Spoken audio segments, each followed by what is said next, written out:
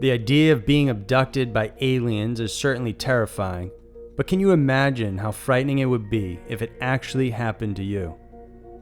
The individuals on this list not only lived through this horrifying ordeal, but they also experienced some of the most brutal and scary alien encounters ever reported.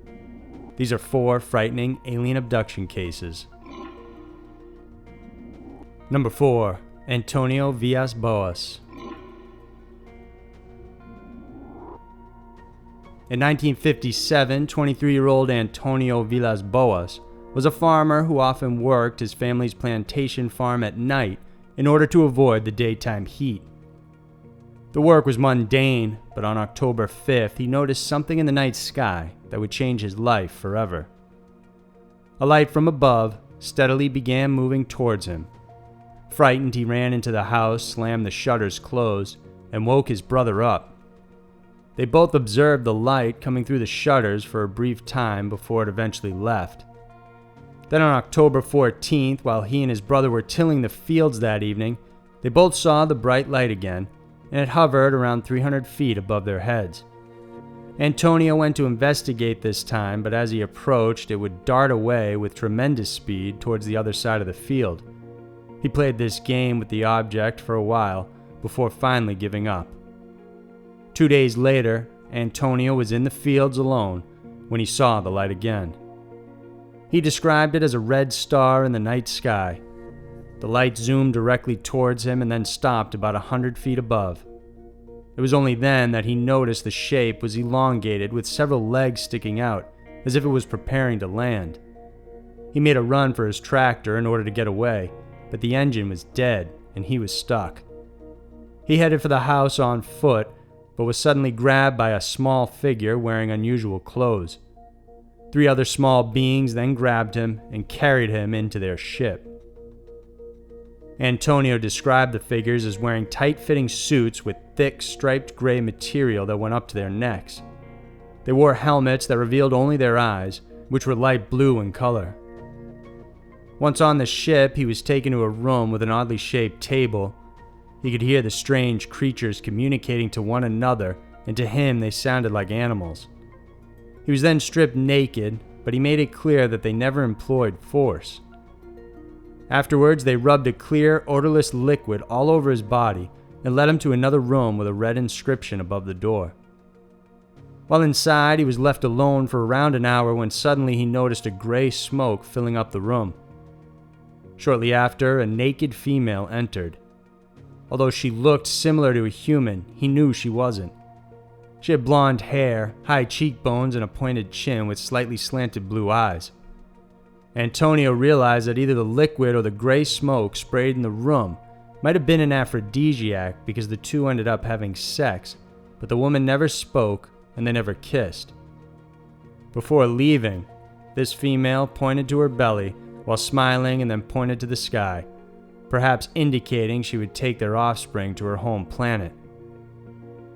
After this, he was given his clothes back and led on a tour of the ship as the creatures pointed to various things that might be of interest to him.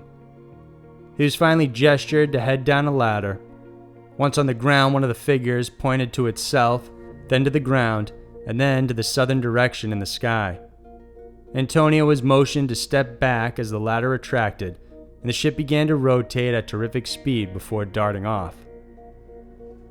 He returned home at 5:30 a.m. that morning, noting he was likely in the ship for 4 to 5 hours.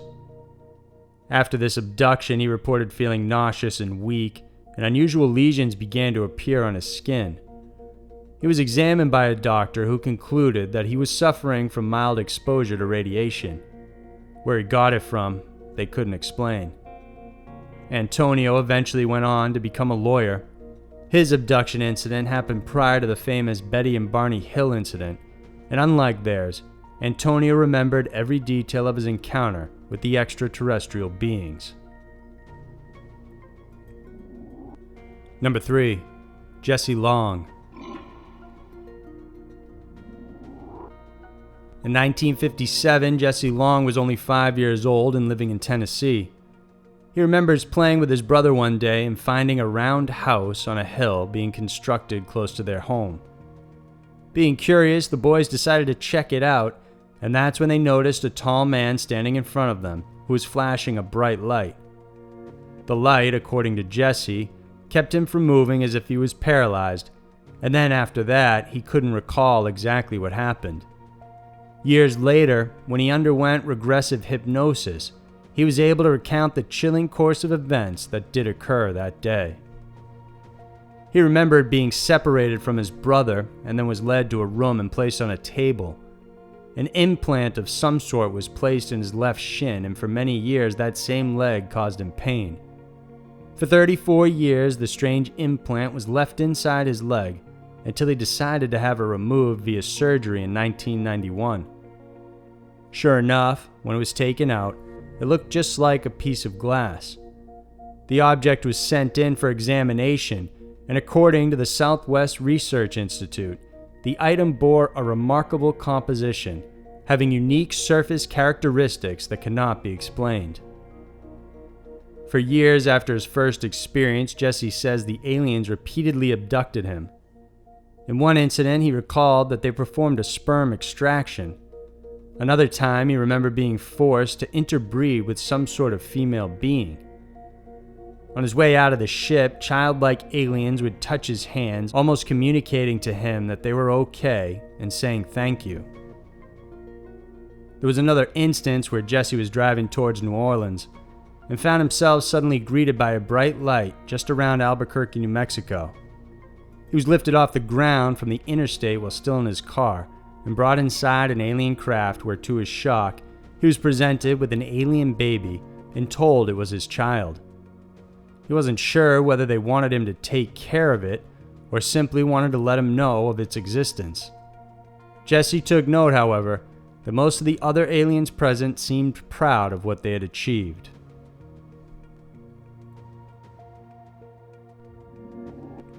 Number 2. Travis Walton. On the night of November 5th, 1975, Travis Walton and 6 crewmen prepped to head home after a long day of work at the Apache National Forest in Arizona. The crew was hired to clear out trees on a government contract, and the men piled into foreman Mike Rogers' pickup to head home. As they were driving, they couldn't believe what they saw, as a luminous-type object that was shaped like a disc was on the road up ahead. They stopped, and enthralled by it, Travis decided to get out of the truck to investigate, despite his crewmates' insistence not to. He gazed up at the ship when out of nowhere, he was thrown to the ground as a bright blue beam hit him. The men in the truck, in fear, drove off and left him behind, but after several minutes they came to their senses and headed back to get him. But when they got there, Travis and the ship had disappeared. They headed back to the town of Snowflake and reported the incident to police. They spoke to Deputy Ellison and Sheriff Marlon Gillespie, who said the men were all distressed about what they had seen. The crewmen, together with the police, decided to return to the area to look for Travis again, but still couldn't find him. So they went back the following day under daylight in hopes it would be easier, but unfortunately, he was nowhere to be found. News soon spread, and UFO researchers, reporters, and journalists descended upon the area. For days, men on foot with scent dogs and even four-wheeled vehicles looked for Travis. Police were worried he may have been injured, incapacitated, or disoriented from the attack. They also feared for his survival since temperatures would drastically drop at night. After not finding any sign of Walton for days, police began to consider other possibilities, including that of murder. Police did a thorough background check on all the men. They were even asked to go through a polygraph test to confirm their story. All of the men passed except for one person, Alan Dallas, whose results were inconclusive. After further interviews, police decided there was no reason for the men to cover up a fight or even a possible murder, and so that meant they were only left with one possibility: that Walton had indeed vanished under mysterious circumstances. The stories began to surge about the disappearance. 5 days later, Travis Walton reappeared. He found himself lying face down on a highway west of Heber, Arizona. The cold air caused him to wake up and he walked to a small gas station, hungry, dirty, and weak. After he was rescued, he was taken to a hospital for medical examination, and when asked where he had been, Travis recounted his tale. When the blue beam hit him and threw him to the ground, he lost consciousness. When he awoke, it was inside a room under a light, and he initially thought his friends had taken him to the hospital. But then he noticed the people around him weren't human, and that he wasn't even in a hospital. He fought back and managed to cause the creatures to leave the room. Afterwards, he explored his surroundings before another being interrupted him. This time, it looked like a human, but with a helmet on its head and bigger golden eyes. He was led outside of a disc-shaped craft and into what looked to be a hangar of some sort with other crafts inside. After that, he met 3 humanoid figures without helmets, and he tried asking questions, but they only replied by smiling. Before he knew it, one of the creatures slipped a mask over his face and he passed out again. The next time he woke up was on the pavement on that highway. At the gas station, Walton then called his brother-in-law Grant, thinking he was just gone for several hours and not 5 days. What followed was an intensive examination of Travis's story. He was subjected to several polygraph tests, which are still controversial and inconclusive today. A lot of people thought Travis and company faked the entire thing, while others believed the incident to be very true. Whatever the case may be, there's no denying it's one of the most perplexing and chilling abduction cases ever reported. Number 1. Dynamic Abduction. This event happened on October 4th, 2001, on the Gandaya property near Tiaro, Australia. The 3 people directly involved in the incident were 39-year-old Keith Raylands, his 22-year-old wife, Amy, and Petra Heller, who was 35. All 3 of them were staying in a caravan annex. By 9:30 p.m., Keith had gone inside the bedroom, while Petra went into the caravan annex. Meanwhile, Amy was left in the lounge area watching TV. All 3 rooms were in close proximity to one another and only separated by a wall and window. In fact, Petra's room had a door leading to the lounge room, and this was left partially open. Keith's bedroom door had a direct opening to the lounge as well. Around 11 p.m., Petra woke up and walked into the lounge room, and to her shock, she saw a strange beam of light coming in through the open window. According to her, at the end of the beam, she could see Amy in a sleeping position being carried outside head first. The beam also carried out a few items from the coffee table, which was directly in front of the couch. This beam was coming from a flying disc hovering just off the ground, and in shock, Petra fainted. When she came to, she went into hysterics. Keith woke up and rushed to her, only to find her agitated and inconsolable.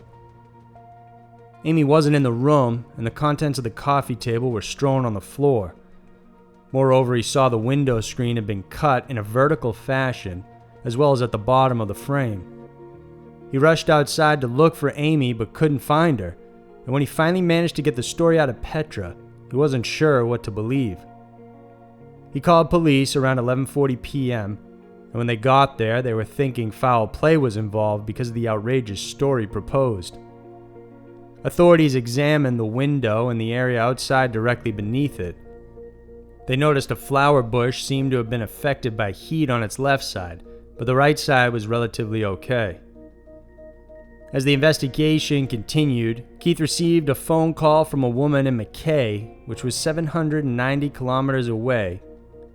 That's around an 8 to 9 hour drive by car, and she said that she had taken in a young woman who looked distressed and dehydrated. It was Amy. Amy swore in a police affidavit she had no memory of what Petra saw. All she remembered was falling asleep on the couch and then waking up on a bench in a strange rectangular room. She called out and heard a male voice asking her to stay calm. Then there was an opening on the wall and a male about 6 feet tall walked in. This man was slender and covered in a full bodysuit. A black mask covered his face except for holes left for his eyes, mouth, and nose. He again reassured her it was okay and explained that they would return her away from where they took her because the lights on the property didn't look right. Afterwards, she woke up on the road and saw the lights from a gas station. She walked in and the staff, seeing her state, helped her out. She had no idea where she was and could not answer any identifying questions because she was thoroughly disoriented. The staff thought she had been drinking or was on drugs, which Amy explained that she wasn't. Amy told police this had never happened to her before except when she was 5 years old, when she had seen a large UFO surrounded by smaller ones. She noted some unusual things she found on her body, including a triangular mark on her inner thigh, as well as some marks on her heel. All three also noticed her hair had grown out, showing her real hair color when she had just dyed it a week ago. Her body hair had also grown out considerably despite the seemingly short amount of time she was gone. Keith contacted Diane Harrison from the Australian UFO Research Network. In turn, she contacted Bill Chalker, a UFO researcher who specializes in solid light encounters. Diane and Bill decided to investigate the home, and the two researchers arrived while Keith, Amy, and Petra were in a hotel in Mackay. Bill and Diane also headed to Mackay to interview the gas station employees where Amy had asked for help. Even though Keith indicated the trio would meet Bill and Diane there, when the researchers got to the hotel, it turns out that the three had already checked out.